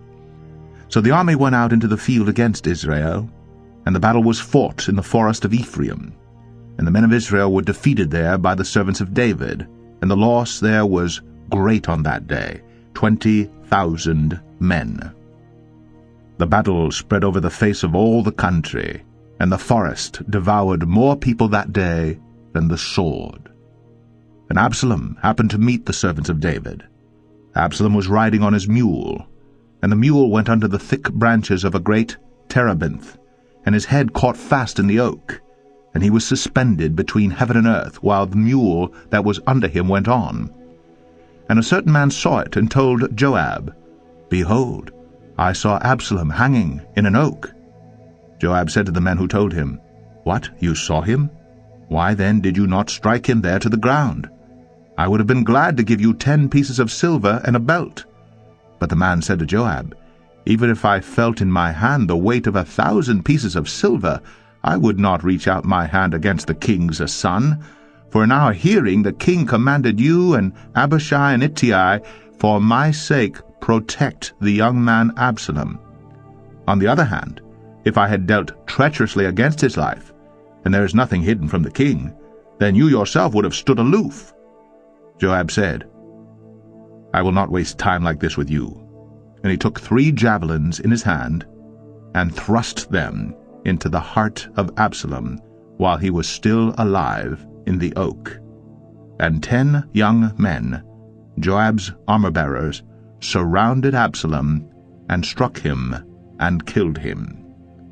Then Joab blew the trumpet, and the troops came back from pursuing Israel, for Joab restrained them. And they took Absalom and threw him into a great pit in the forest, and raised over him a very great heap of stones. And all Israel fled, every one to his own home. Now Absalom, in his lifetime, had taken and set up for himself the pillar that is in the king's valley, for he said, I have no son to keep my name in remembrance. He called the pillar after his own name, and it is called Absalom's monument to this day. Then Ahimaaz the son of Zadok said, Let me run and carry news to the king that the Lord has delivered him from the hand of his enemies. And Joab said to him, You are not to carry news today. You may carry news another day, but today you shall carry no news, because the king's son is dead. Then Joab said to the Cushite, Go, tell the king what you have seen. The Cushite bowed before Joab and ran. Then Ahimaaz the son of Zadok said again to Joab, Come what may, let me also run after the Cushite. And Joab said, Why will you run, my son, seeing that you will have no reward for the news? Come what may, he said, I will run. So he said to him, Run. Then Ahimaaz ran by the way of the plain, and outran the Cushite. Now David was sitting between the 2 gates. And the watchman went up to the roof of the gate by the wall, and when he lifted up his eyes and looked, he saw a man running alone. The watchman called out and told the king, and the king said, If he is alone, there is news in his mouth. And he drew nearer and nearer. The watchman saw another man running, and the watchman called to the gate and said, See, another man running alone. The king said, He also brings news. The watchman said, I think the running of the first is like the running of Ahimaaz the son of Zadok. And the king said, He is a good man, and comes with good news. Then Ahimaaz cried out to the king, "All is well." And he bowed before the king with his face to the earth and said, "Blessed be the Lord your God, who has delivered up the men who raised their hand against my lord the king." And the king said, "Is it well with the young man Absalom?" Ahimaaz answered, "When Joab sent the king's servant, your servant, I saw a great commotion, but I do not know what it was." And the king said, "Turn aside and stand here." So he turned aside and stood still. And behold, the Cushite came. And the Cushite said, "Good news for my lord the king, for the Lord has delivered you this day from the hand of all who rose up against you." The king said to the Cushite, "Is it well with the young man Absalom?" And the Cushite answered, "May the enemies of my lord the king and all who rise up against you for evil be like that young man." And the king was deeply moved, and went up to the chamber over the gate, and wept. And as he went, he said, "O my son Absalom, my son Absalom, would I had died instead of you, O Absalom, my son, my son." 2 Samuel 19. It was told Joab, "Behold, the king is weeping and mourning for Absalom." So the victory that day was turned into mourning for all the people, for the people heard that day, "The king is grieving for his son." And the people stole into the city that day, as people steal in who are ashamed when they flee in battle. The king covered his face, and the king cried with a loud voice, "O my son Absalom, O Absalom, my son, my son." Then Joab came into the house of the king and said, "You have today covered with shame the faces of all your servants who have this day saved your life, and the lives of your sons and your daughters, and the lives of your wives and your concubines, because you love those who hate you, and hate those who love you. For you have made it clear today that commanders and servants are nothing to you. For today I know that if Absalom were alive and all of us were dead today, then you would be pleased. Now therefore arise, go out and speak kindly to your servants. For I swear by the Lord, if you do not go, not a man will stay with you this night, and this will be worse for you than all the evil that has come upon you from your youth until now." Then the king arose and took his seat in the gate. And the people were all told, "Behold, the king is sitting in the gate." And all the people came before the king. Now Israel had fled every man to his own home. And all the people were arguing throughout all the tribes of Israel, saying, "The king delivered us from the hand of our enemies, and saved us from the hand of the Philistines, and now he has fled out of the land from Absalom. But Absalom, whom we anointed over us, is dead in battle. Now therefore, why do you say nothing about bringing the king back?" And King David sent this message to Zadok and Abiathar the priests, "Say to the elders of Judah, why should you be the last to bring the king back to his house, when the word of all Israel has come to the king? You are my brothers, you are my bone and my flesh. Why then should you be the last to bring back the king? And say to Amasa, Are you not my bone and my flesh? God do so to me, and more also, if you are not commander of my army from now on in place of Joab." And he swayed the heart of all the men of Judah as one man, so that they sent word to the king, "Return, both you and all your servants." So the king came back to the Jordan, and Judah came to Gilgal to meet the king and bring the king over the Jordan. And Shimei the son of Gera, the Benjamite, from Bahurim, hurried to come down with the men of Judah to meet King David. And with him were 1,000 men from Benjamin. And Ziba, the servant of the house of Saul, with his 15 sons and his 20 servants, rushed down to the Jordan before the king. And they crossed the ford to bring over the king's household and to do his pleasure. And Shimei the son of Gera fell down before the king, as he was about to cross the Jordan, and said to the king, "Let not my lord hold me guilty, or remember how your servant did wrong on the day my lord the king left Jerusalem. Do not let the king take it to heart. For your servant knows that I have sinned. Therefore, behold, I have come this day, the first of all the house of Joseph, to come down to meet my lord the king." Abishai, the son of Zeruiah, answered, Shall not Shimei be put to death for this? Because he cursed the Lord's anointed. But David said, What have I to do with you, you sons of Zeruiah, that you should this day be as an adversary to me? Shall anyone be put to death in Israel this day? For do I not know that I am this day king over Israel? And the king said to Shimei, You shall not die. And the king gave him his oath. And Mephibosheth, the son of Saul, came down to meet the king. He had neither taken care of his feet, nor trimmed his beard, nor washed his clothes, from the day the king departed until the day he came back in safety. And when he came to Jerusalem to meet the king said to him, Why did you not go with me, Mephibosheth? He answered, My lord, O king, my servant deceived me, for your servant said to him, I will saddle a donkey for myself, that I may ride on it and go with the king, for your servant is lame. He has slandered your servant to my lord the king. But my lord the king is like the angel of God. Do therefore what seems good to you. For all my father's house were but men doomed to death before my lord the king. But you set your servant among those who eat at your table. What further right have I, then, to cry to the king? And the king said to him, Why speak any more of your affairs? I have decided. You and Ziba shall divide the land. And Mephibosheth said to the king, Oh, let him take it all, since my lord the king has come safely home.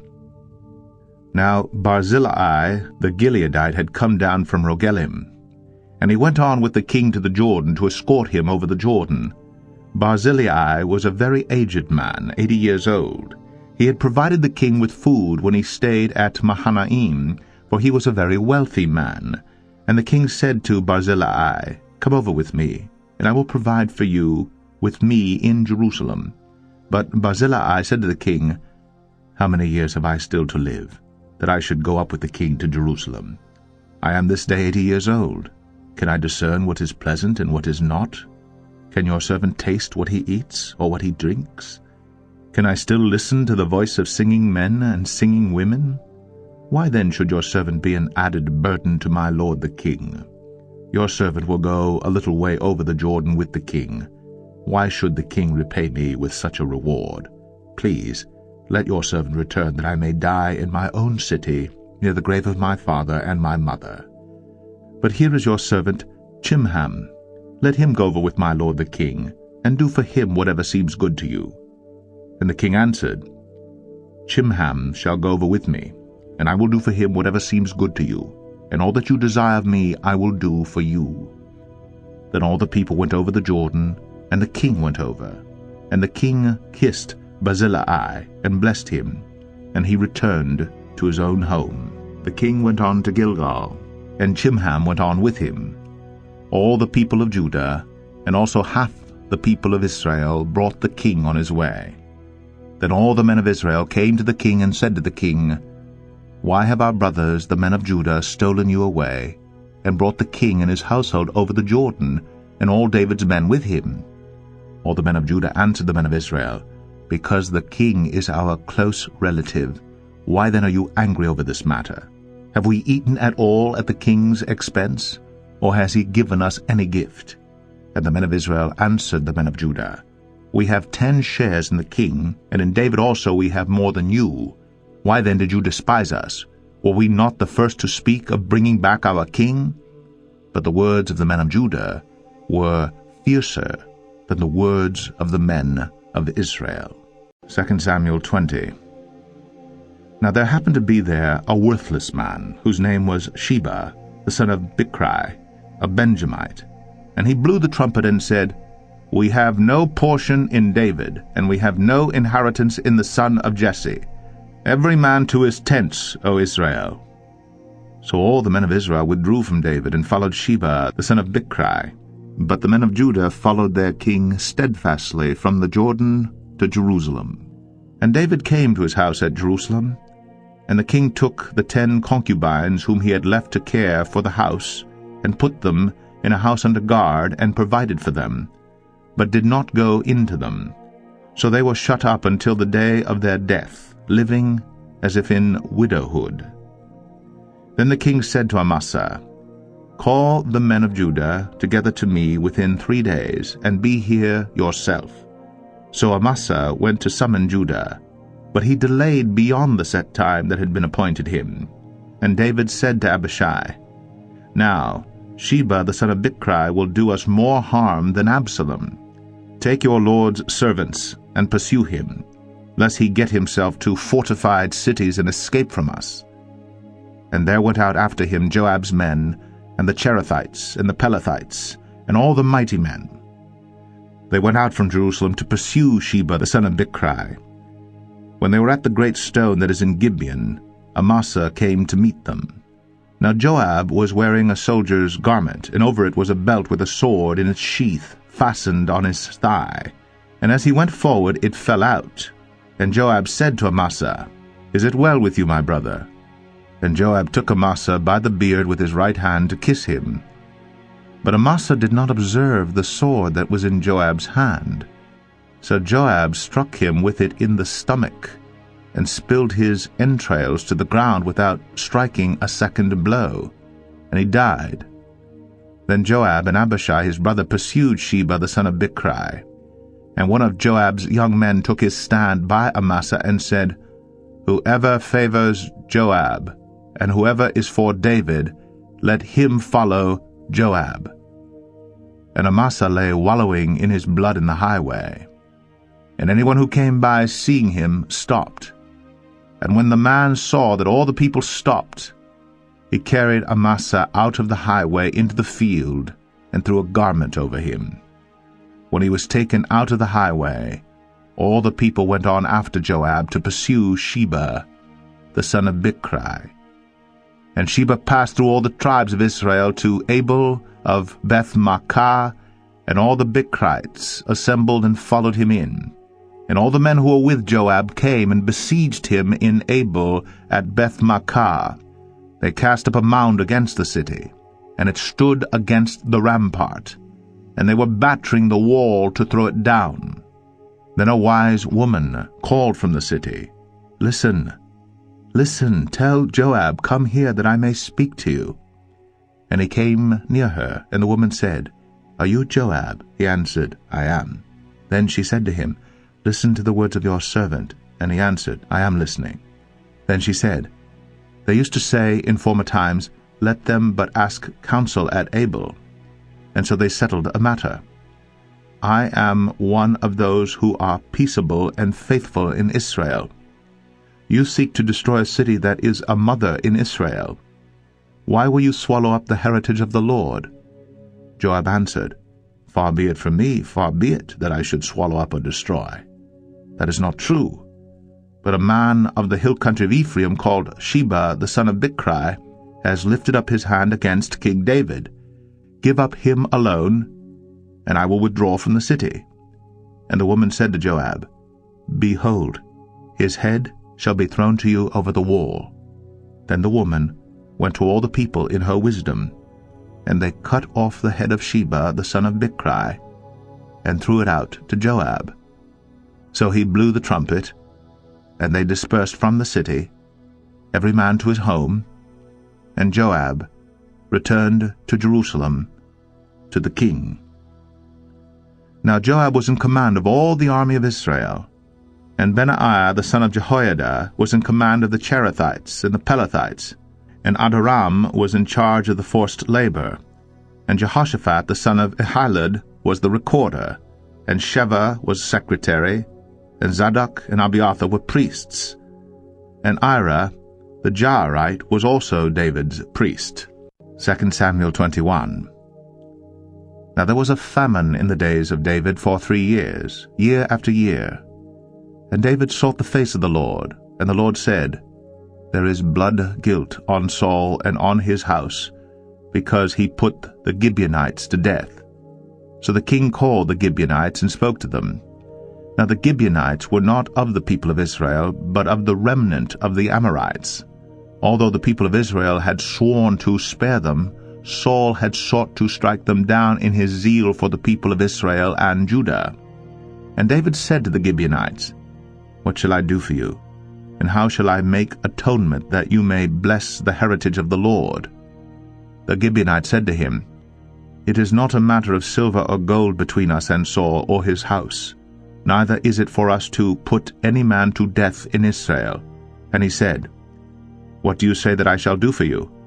They said to the king, The man who consumed us and planned to destroy us, so that we should have no place in all the territory of Israel, let 7 of his sons be given to us, so that we may hang them before the Lord at Gibeah of Saul, the chosen of the Lord. And the king said, I will give them. But the king spared Mephibosheth, the son of Saul's son Jonathan, because of the oath of the Lord that was between them, between David and Jonathan the son of Saul. The king took the 2 sons of Rizpah, the daughter of Aiah, whom she bore to Saul, Armoni and Mephibosheth, and the 5 sons of Merab, the daughter of Saul, whom she bore to Adriel, the son of Barzillai, the Maholathite. And he gave them into the hands of the Gibeonites, and they hanged them on the mountain before the Lord, and the 7 of them perished together. They were put to death in the first days of harvest, at the beginning of barley harvest. Then Rizpah, the daughter of Aiah, took sackcloth, and spread it for herself on the rock, from the beginning of the harvest until rain fell upon them from the heavens. And she did not allow the birds of the air to come upon them by day, or the beasts of the field by night. When David was told what Rizpah, the daughter of Aiah, the concubine of Saul, had done, David went and took the bones of Saul and the bones of his son Jonathan from the men of Jabesh Gilead, who had stolen them from the public square of Bethshan, where the Philistines had hanged them, on the day the Philistines killed Saul on Gilboa. And he brought up from there the bones of Saul, and the bones of his son Jonathan. And they gathered the bones of those who were hanged. And they buried the bones of Saul and his son Jonathan in the land of Benjamin in Zillah, in the tomb of Kish his father. And they did all that the king commanded. And after that God responded to the plea for the land. There was war again between the Philistines and Israel, and David went down together with his servants, and they fought against the Philistines. And David grew weary. And Ishbi-Benob, one of the descendants of the giants, whose spear weighed 300 shekels of bronze, and who was armed with a new sword, thought to kill David. But Abishai, the son of Zeruiah, came to his aid, and attacked the Philistine and killed him. Then David's men swore to him, You shall no longer go out with us to battle, lest you quench the lamp of Israel. After this there was again war with the Philistines at Gob. Then Sibbechai, the Hushathite, struck down Saph, who was one of the descendants of the giants. And there was again war with the Philistines at Gob. And Elhanan, the son of Jaare-Oregim, the Bethlehemite, struck down Goliath the Gittite, the shaft of whose spear was like a weaver's beam. And there was again war at Gath, where there was a man of great stature, who had 6 fingers on each hand, and 6 toes on each foot, and 24 in number. And he also was descended from the giants. And when he taunted Israel, Jonathan the son of Shimei, David's brother, struck him down. These 4 were descended from the giants in Gath, and they fell by the hand of David and by the hand of his servants. 2 Samuel 22. And David spoke to the Lord the words of this song on the day when the Lord delivered him from the hand of all his enemies, and from the hand of Saul.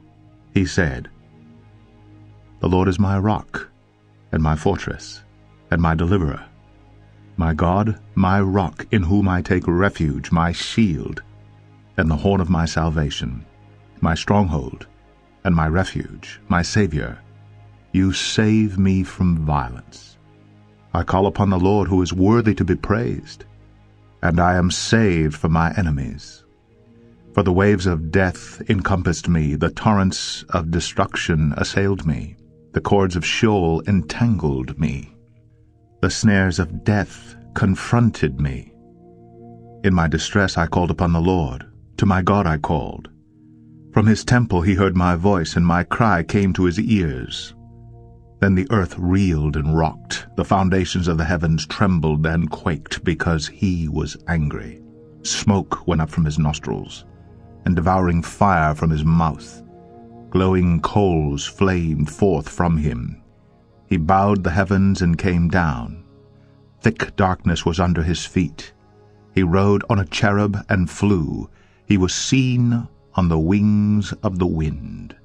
He made darkness around him his canopy, thick clouds, a gathering of water. Out of the brightness before him coals of fire flamed forth. The Lord thundered from heaven, and the Most High uttered his voice. And he sent out arrows and scattered them, lightning and routed them. Then the channels of the sea were seen. The foundations of the world were laid bare at the rebuke of the Lord, at the blast of the breath of his nostrils. He sent from on high. He took me. He drew me out of many waters. He rescued me from my strong enemy, from those who hated me, for they were too mighty for me.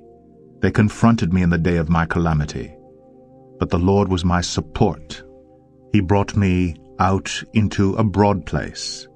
He rescued me because he delighted in me.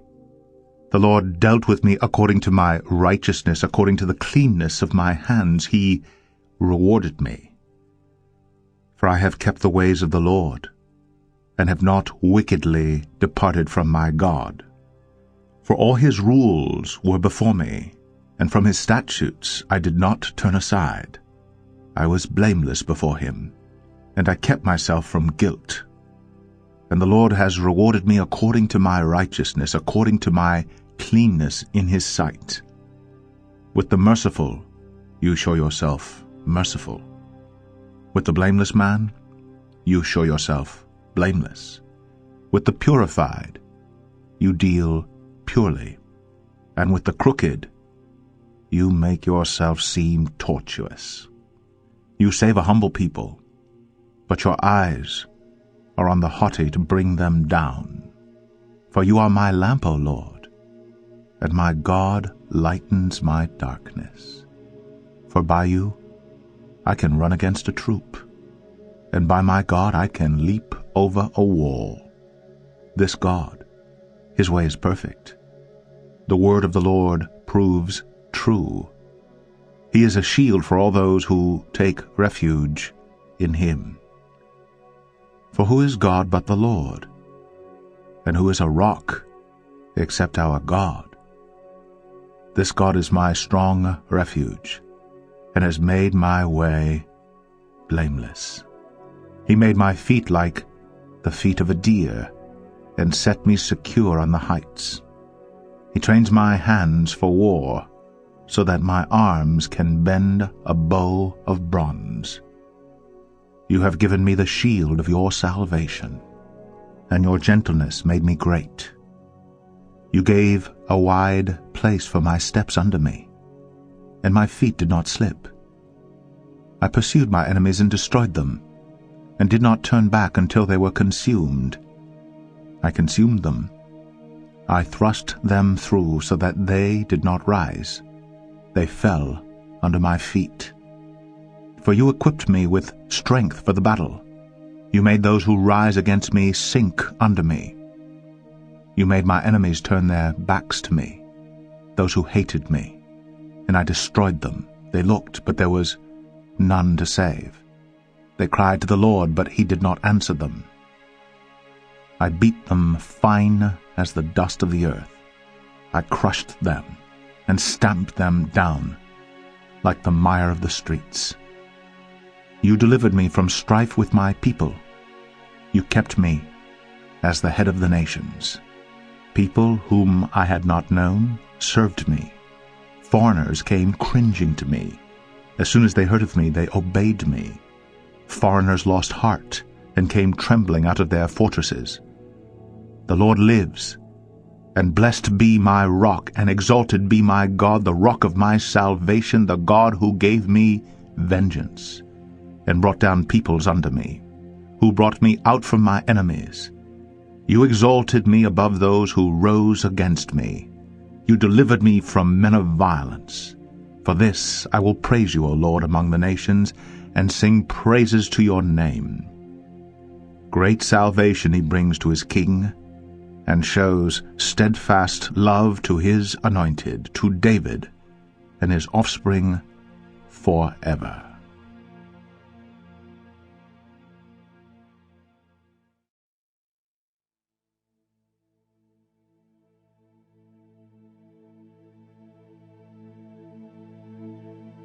Second Samuel 23. Now these are the last words of David. The oracle of David, the son of Jesse, the oracle of the man who was raised on high, the anointed of the God of Jacob, the sweet psalmist of Israel. The Spirit of the Lord speaks by me, his word is on my tongue. The God of Israel has spoken, the Rock of Israel has said to me, when one rules justly over men, ruling in the fear of God, he dawns on them like the morning light, like the sun shining forth on a cloudless morning, like rain that makes grass to sprout from the earth. For does not my house stand so with God? For he has made with me an everlasting covenant, ordered in all things and secure. For will he not cause to prosper all my help and my desire? But worthless men are all like thorns that are thrown away. For they cannot be taken with the hand, but the man who touches them arms himself with iron and the shaft of a spear, and they are utterly consumed with fire. These are the names of the mighty men whom David had: Josheb-Basshebeth, a Tarchenamite. He was chief of the 3. He wielded his spear against 800 whom he killed at one time. And next to him among the 3 mighty men was Eleazar the son of Dodo, son of Ahoai. He was with David when they defied the Philistines who were gathered there for battle, and the men of Israel withdrew.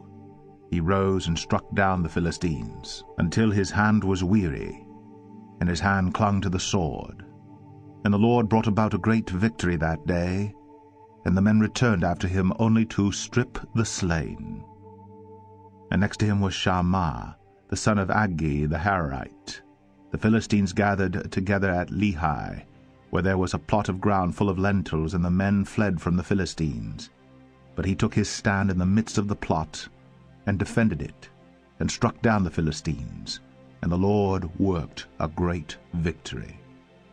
And 3 of the 30 chief men went down and came about harvest time to David at the cave of Adullam, when a band of Philistines was encamped in the valley of Rephaim. David was then in the stronghold, and the garrison of the Philistines was then at Bethlehem. And David said longingly, "Oh, that someone would give me water to drink from the well of Bethlehem that is by the gate." Then the 3 mighty men broke through the camp of the Philistines, and drew water out of the well of Bethlehem that was by the gate, and carried and brought it to David. But he would not drink of it. He poured it out to the Lord, and said, "Far be it from me, O Lord, that I should do this. Shall I drink the blood of the men who went at the risk of their lives?" Therefore he would not drink it. These things the 3 mighty men did. Now Abishai, the brother of Joab, the son of Zeruiah, was chief of the 30. And he wielded his spear against 300 men and killed them, and won a name beside the 3. He was the most renowned of the 30, and became their commander. But he did not attain to the 3. And Benaiah the son of Jehoiada was a valiant man of Kabzeel, a doer of great deeds. He struck down 2 Ariels of Moab. He also went down and struck down a lion in a pit on a day when snow had fallen. And he struck down an Egyptian, a handsome man. The Egyptian had a spear in his hand, but Benaiah went down to him with a staff, and snatched the spear out of the Egyptian's hand, and killed him with his own spear. These things did Benaiah, the son of Jehoiada, and won a name beside the 3 mighty men.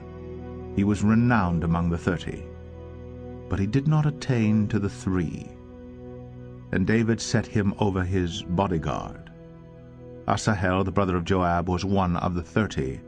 Elhanan, the son of Dodo of Bethlehem, Shammah of Harad, Elika of Harad, Helez the Paltite, Ira the son of Ikish of Tekoa, Abiezer of Anathoth, Mebunai the Hushathite, Zalman the Auhite, Maharai of Netophah, Heleb the son of Baanah of Netophah, Attai the son of Ribai of Gibeah of the people of Benjamin, Benai of Pirathon, Hiddai of the brooks of Gaash, Abi-albam the Arbathite, Asmaveth of Bahurim, Eliabah the Shaalbanite, the sons of Jashen, Jonathan, Shammah the Hararite, Ahiam the son of Sharar the Hararite, Eliphalet the son of Ahasbai of Maacah, Eliam the son of Ahithophel of Gilo, Hezro of Carmel, Paarai the Arbite, Igal the son of Nathan of Zobah, Bani the Gadite, Zelek the Ammonite, Naharehi of Beeroth, the armor-bearer of Joab the son of Zeruiah, Ira the Ithrite, Gareb the Ithrite, Uriah the Hittite, 37 in all. 2 Samuel 24. Again the anger of the Lord was kindled against Israel, and he incited David against them, saying, Go, number Israel and Judah.